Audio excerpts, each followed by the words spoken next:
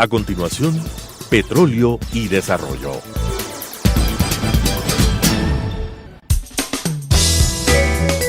Clasificación B, bajo supervisión de un adulto.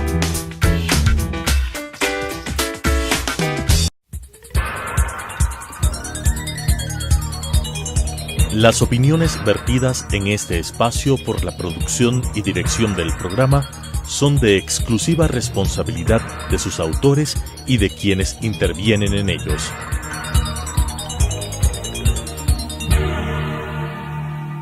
Telesucesos Canal 29 UHF presenta Petróleo y Desarrollo, conducido por Henry Llanes y Fernando Mosquera, especialistas en temas hidrocarburíferos y en los ámbitos de la política, la legislación, la contratación y la política económica. Petróleo y Desarrollo. Saludos cordiales, amigas y amigos. Estamos en un nuevo programa de Petróleo y Desarrollo, y en esta ocasión vamos a analizar en detalle lo que es el proyecto de la refinería de Manabí en el Aromo. Y esto a propósito de una publicación del diario El Comercio de este día lunes 19 de marzo del 2018, que tituló: En el 2005 se planificó construir la planta en Jaramijó. En el nuevo lugar ha implicado mayores costos y además requerirá nuevas inversiones en obras. La reubicación de la refinería en el Aromo incrementó los costos, titula el diario El Comercio. Y yo me voy a referir a este reportaje porque está plenamente desarrollado, son muy consistentes los datos, ¿no? Y como es un proyecto en camino, que no sabemos si se va a concretar, pero es muy importante lo que dice el diario El Comercio, porque además se refiere al año 2005. En ese entonces estuvo de presidente de la República el coronel Lucio Gutiérrez, ¿no? Y él planteó construir la refinería de Manabí en Jaramijó en el año 2005, ¿no? Por eso es que el diario El Comercio dice: en el 2007 el gobierno anterior decidió cambiar la ubicación de la nueva refinería para Manabí, de la zona de Jaramijó a la de El Aromo, y con ello elevó los costos del proyecto debido a la falta de facilidades con la que cuenta el sitio. La decisión de levantar el complejo en este sitio está actualmente supeditada al interés de la inversión privada. El compromiso del gobierno del presidente Lenín Moreno es ejecutar el proyecto Refinería de Manabí en el Aromo, siempre que haya un inversionista interesado en realizar el proyecto en este lugar. Precisó vía correo electrónico el ministro de Hidrocarburos. La cartera informó que el recorrido realizado el 30 de enero pasado con inversionistas tuvo como objetivo mostrar las condiciones del hogar. Consideró que hubo buena acogida. Sin embargo, aclaró que el gobierno está dispuesto a considerar otras propuestas, incluso de menor capacidad, siempre y cuando den un horizonte de 10 años de suficiencia energética para el país, ¿no? Luego menciona: la idea de construir un nuevo complejo petroquímico en el país surgió en el gobierno de Lucio Gutiérrez, pero al inicio se pensó hacerlo en Jaramijó, según el decreto 2751, firmado el 15 de abril del 2005 por el entonces jefe de Estado. El sitio fue escogido debido a su proximidad con el mar, a menos de 2 kilómetros, y a sus facilidades portuarias para la movilidad de embarcaciones de gran calado. Pero en el 2007 el gobierno de Rafael Correa decidió cambiar el sitio de la planta hacia el Aromo. El argumento fue que el complejo podía generar un impacto económico y ambiental negativo en Jaramijó, cuyos habitantes viven de la pesca. El Aromo, sin embargo, supone varios desafíos para el proyecto petroquímico que busca procesar 300,000 barriles diarios de petróleo. En primer lugar está la falta de facilidades marítimas. El Aromo está a 15 kilómetros de la costa, lo que obligará a construir facilidades para transporte e insumos al complejo. Segundo, el Aromo está lejos de las zonas de abastecimiento de crudo y derivados, Los estudios que sirvieron para avanzar con la puesta en marcha del proyecto contempla el uso de crudo de 20 grados de densidad que proveería la estatal petrolera venezolana PDVSA. No obstante, el Ministerio de Hidrocarburos anunció en enero pasado que la planta usará el crudo ecuatoriano del ITT. Dice que es de 14 grados de densidad, es decir, más pesado que el crudo de Venezuela. Para el analista petrolero Edmundo Bravo, esto significó que se tendrá que hacer nuevos estudios o ajustar los existentes, como la visualización, conceptualización, ingeniería básica, de detalle y las licencias de los procesos. También será necesario construir un oleoducto que conecte el Aromo con Quimindé, en Esmeraldas, por donde pasan los oleoductos de crudo y así abastecer la planta de refinación. Para los derivados se tendrá que disponer de un poliducto que se conecte desde el Aromo hasta la central de almacenamiento de gas en Monteverde, en la provincia del Guayas, ¿no? Según el Ministerio de Hidrocarburos, estas obras adicionales demandarán de una inversión de $3,000 millones. La falta de una conexión directa con el mar demandará de otras facilidades logísticas. El exalcalde de Manta, Jaime Estrada, explica que además se debe prever la construcción de un puerto marítimo que permita la salida de los residuos, ¿no? La entrada también señala que de atacar lo fluvial del puerto Atún, que la empresa privada construyó en Jaramijó, es una alternativa. Estas instalaciones cuentan con 200 metros de lineales de un muro de hormigón, rompe olas, ubicado a 4 kilómetros de la costa, que es importante para la llegada de las embarcaciones, ¿no? Luego menciona que según los planes del gobierno, la estación se ampliará conforme a las necesidades de electricidad que se fijen para la operación de la refinería. Muy bien, esto es en síntesis la nota del diario El Comercio. Pero al respecto yo quiero mencionar 5 puntos importantes respecto de esto. Nosotros siempre pensamos que una nueva refinería debió construirse en los años 90. Y esa construcción debió darse en la ruta de los oleoductos Quinindé-Esmeraldas, o mejor dicho, desde la Amazonía, pasan por la provincia de Pichincha, esos oleoductos atraviesan la provincia de los Santo Domingo de los Áchilas y de ahí van a la provincia de Esmeraldas, 2 oleoductos. El oleoducto transecuatoriano, construido desde inicios de los años 70, y oleoducto de crudos pesados, construido por las petroleras privadas y que entró en funcionamiento a partir del año 2006. ¿Por qué siempre sostuvimos esta tesis nosotros? Que la nueva refinería debió construirse en esa ruta de Quinindé hacia Esmeraldas, por varias razones. Primero, porque por ahí pasan 2 oleoductos, ¿no?, de crudos, ¿no? Luego, por esa zona existen agua dulce, es decir, existe infraestructura y agua dulce, ¿no? Y tercero, en Esmeraldas funciona una refinería que con una capacidad para 110,000 barriles de petróleo por día, que fue construida en el año 1977. En ese entonces se la construyó para procesar 55,000 barriles de petróleo en 3 años, 74 a 77, para procesar un crudo liviano de 28 grados API, cuyos rendimientos de ese crudo, del procesamiento de ese crudo en la refinería de Esmeraldas de ese entonces, que le costó al país $196 millones. Vuelvo a repetir, para procesar 55,000 barriles por día, se obtenían derivados de buena calidad, gasolina, diésel, gas, ¿no?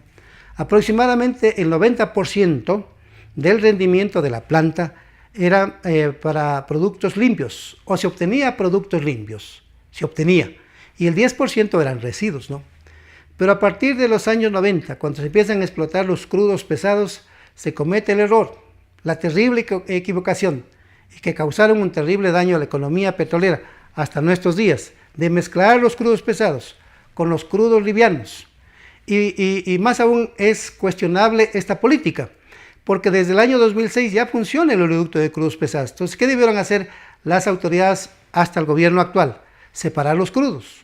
Por el oleoducto de crudos pesados, transportar los crudos pesados, por el oleoducto de crudos pesados, transportar los crudos del mismo nombre, y por el oleoducto transecuatoriano, transportar los crudos livianos y de esa manera mejorar el rendimiento de las plantas. No se lo hace por esa decisión equivocada, pero le causan al país un enorme perjuicio económico a la economía nacional y a la economía petrolera, ¿no?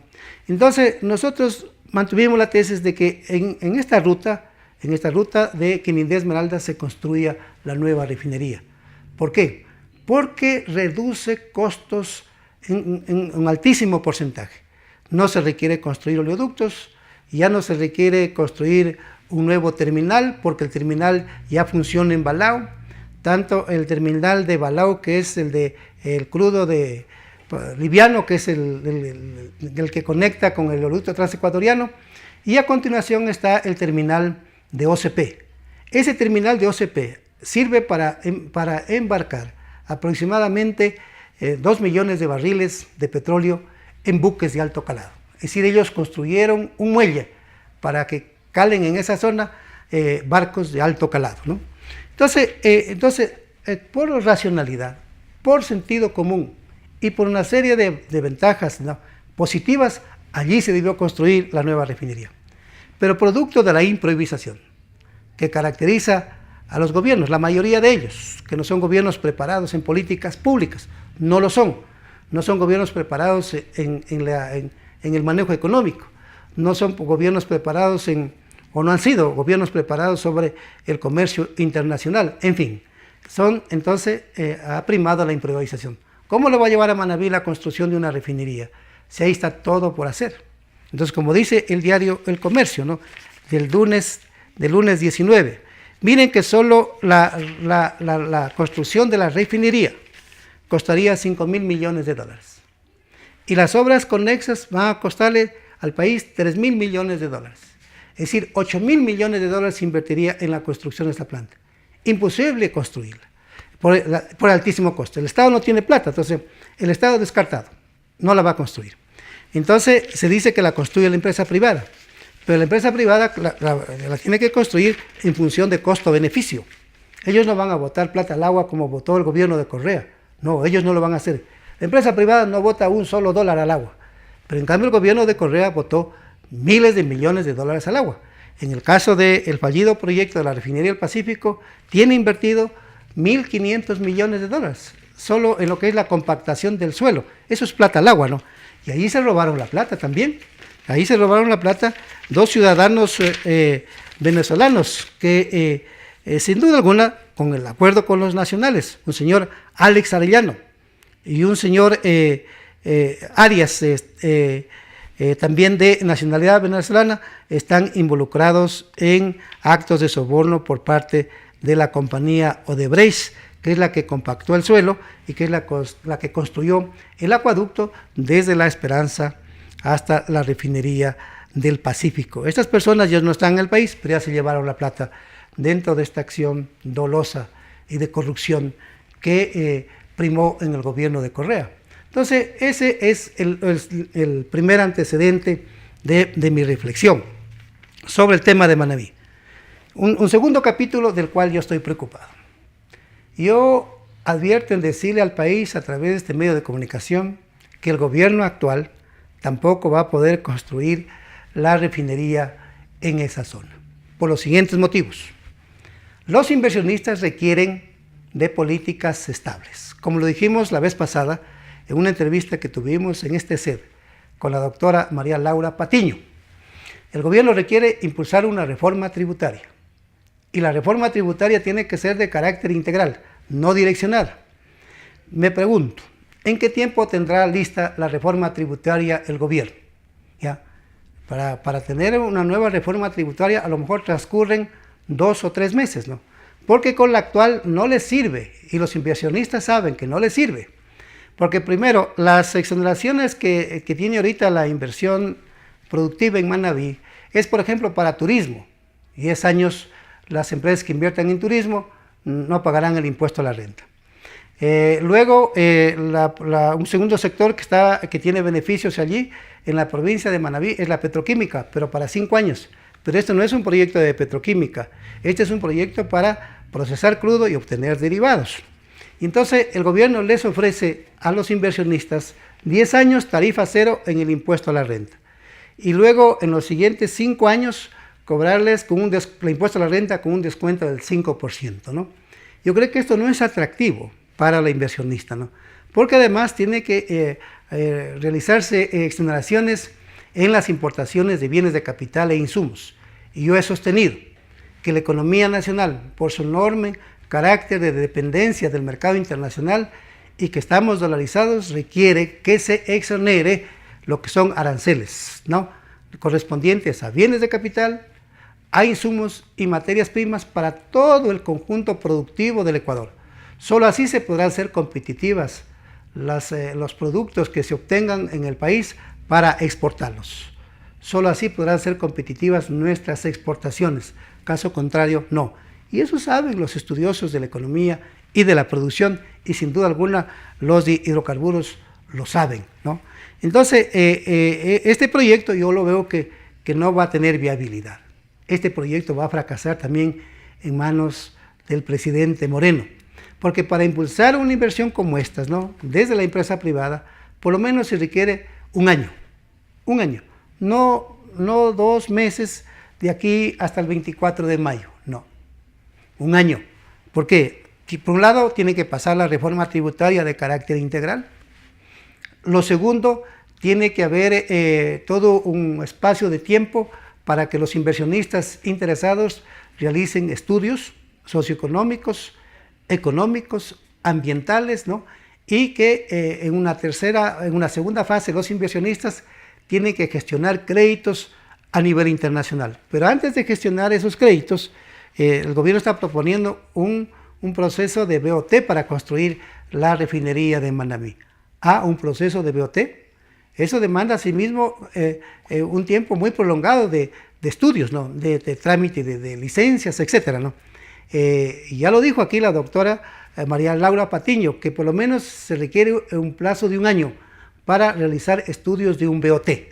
Entonces, cuando se tenga el BOT, yo creo que los inversionistas estarán en condiciones de acudir a la banca internacional y decir, préstenme $5.000 millones o préstenos $8.000 millones para levantar este proyecto en Manabí. Por lo tanto, yo creo que eso no va a ser factible. Y entonces aquí está demostrado la enorme equivocación de un improvisado que estuvo en el poder durante 10 años, que no tenía visión, que no tenía idea de lo que es impulsar una inversión, que no tenía idea de lo que es impulsar una empresa. No la tuvo, por eso que se le ocurrió este disparate, ¿no?, de plantear un proceso como estos. En tercer lugar, nosotros hemos sostenido la tesis de que un proyecto de una nueva refinería que debió construirse en esta zona, de Quinindé a Esmeraldas, al país no le hubiera costado más de 2.000 millones la construcción de una nueva planta, para obtener productos básicos, no para obtener lubricantes, que sería lo correcto, ¿no?, ir hacia los lubricantes, o lo que es procesar el petróleo para obtener productos sintéticos, ¿no? Pero cada una de estas fases demanda de una enorme inversión. Una inversión es para procesar el petróleo y obtener productos básicos, gasolina, diésel y gas, y otra cosa muy diferente es procesar el petróleo para obtener lubricantes, y otra muy diferente es procesar el petróleo para obtener productos sintéticos. Cada una de estas fases tienen altos costos. La gasolina, el diésel y el gas es una cosa, y una cosa muy diferente lo que acabo de mencionar. Entonces nosotros hemos sostenido que una planta para procesar productos básicos, gasolina, diésel y gas, el costo no hubiese superado los 2.000 millones para una refinería de 100.000 barriles de petróleo por día, o para una refinería para procesar 100.000 barriles de petróleo por día. Este es un segundo capítulo que yo lo menciono en torno a la refinería de Manabí. En tercer lugar, yo soy una persona que estoy investigando los temas del IES. Yo estoy investigando el manejo del IES. Yo vengo investigando el manejo de esta institución desde que estuve en la Asamblea Nacional desde el año 2015. En los años 90 también lo hice, cuando fue dirigente petrolero. Pero retomé el tema del IES a raíz de que estuve en la Asamblea Nacional. y porque me llamó la atención la forma como se estaba manejando este instituto y cómo se lo ha manejado hasta el día de hoy. ¿Qué he mencionado yo? Que la tesis de sostener las jubilaciones por la vía de las aportaciones de los afiliados activos, para mí no es una política sostenible. Yo he dicho que en el caso del IES, para que sea sostenible sus prestaciones en el futuro, debe invertir en áreas productivas, en negocios muy rentables, por ejemplo, en la telefonía celular, por ejemplo, en los hidrocarburos, por ejemplo, en la comercialización de la energía eléctrica. Esas son áreas rentables también, y en otras, ¿no? Pero tienen que ser rentables, ¿no? Que el IES capte ingresos por la vía de las aportaciones de los afiliados. Lo segundo, que el IES capte recursos por vía de las inversiones, ¿no?, que realice de las aportaciones. Y en tercer lugar, que el IES entre al mundo de los negocios, a áreas rentables, ¿no? Entonces, en el tema de hidrocarburos, yo he dicho que si el IES invierte, y es la propuesta para el gobierno nacional, que se debería empezar a estudiar esta iniciativa, de que más bien autorice al IES, ¿no?, o concesione al IES la construcción de la refinería, para que el IES, con una alianza estratégica o con un convenio con una empresa multinacional de alto prestigio en manejo de hidrocarburos, por ejemplo, llegue a asociarse, a formar una asociación para construir una refinería en el país, a bajo costo, en esta ruta de Manabí hacia Esmeraldas, ¿no?, porque tenemos ya infraestructura instalada y otros aspectos que he señalado al inicio de esta exposición. Entonces, ¿qué decimos nosotros? Que el negocio de los hidrocarburos en el Ecuador, hoy en día, se consume en el mercado nacional aproximadamente 100 millones de barriles. 100 millones de barriles anuales, en diésel, en gasolina y gas. Ese es lo que se consume anualmente. A futuro, sin duda alguna, la cantidad va a incrementarse. Entonces, ya pueden imaginarse, amigas y amigos, que el IES esté manejando un negocio de hidrocarburos, ¿no?, de derivados de los hidrocarburos, que anualmente se consumen alrededor de 100 millones de barriles, ¿no? Entonces, esto puede ser una actividad muy rentable para el IES, ¿no?, que le permita captar recursos, ¿no?, y mejorar las prestaciones. Pero además, esto le da al IES confiabilidad, le da seguridad, ¿no?, en el presente y en el futuro, de poder contar con recursos suficientes para atender las prestaciones, sobre todo las de salud y lo que son el pago de las pensiones jubilares, ¿no? Entonces, estos son los tres aspectos, ¿no?, los tres capítulos que yo quería mencionar en relación a esta noticia que está divulgada en esta semana, el lunes 19 de marzo de 2018, por el diario El Comercio, y que es un tema de expectativa. Se dice que el borrador del proyecto para la reforma tributaria está en manos del señor ministro de Comercio Exterior, del ingeniero Campana, pero todavía ese proyecto no ha sido puesto en conocimiento de la ciudadanía. Todavía no está enviado a la Asamblea Nacional. Y entonces, como no está enviado a la Asamblea Nacional, entonces no podemos referirnos ya en concreto qué es lo que contiene el proyecto. Pero yo lo que veo, vuelvo a repetir, es todavía una expectativa que no es del todo positiva. Yo no aliento mayor esperanza, mayor seguridad de que el gobierno la va a construir a la refinería en Manabí, más aún con ese plazo que les ha dado a los inversionistas, de que el 24 de mayo podría estar firmando un contrato de concesión tipo BOT. No, yo más bien, para concluir, les dejo el mensaje a las ecuatorianas y a los ecuatorianos, especialmente a los afiliados activos y pasivos del IES, a los pensionistas del IES, que empecemos a analizar en nuestras familias, entre los afiliados, entre los jubilados, entre los pensionistas, de proponerle al gobierno de Moreno de que la vía correcta sería llegar a un acuerdo, ¿no?, para que el IES construya la refinería. Pero para que el IES construya esta refinería y haga otro tipo de propuestas, hay que impulsar la reforma del IES, para que a futuro los afiliados al Seguro Social Obligatorio nos guiemos, nos amparemos por esta ley que se llama Seguro Social Obligatorio y que el IES esté manejado por los afiliados, por los dueños del dinero, por los dueños de las aportaciones.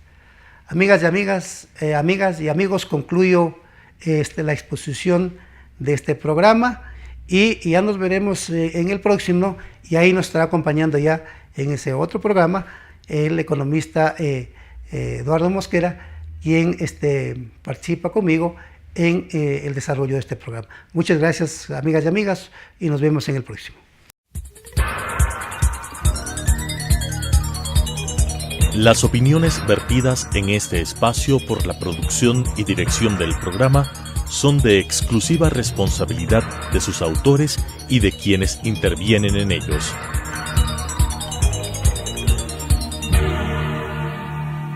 Telesucesos Canal 29 UHF presentó Petróleo y Desarrollo, conducido por Henry Llanes y Fernando Mosquera, especialistas en temas hidrocarburíferos y en los ámbitos de la política, la legislación, la contratación y la política económica.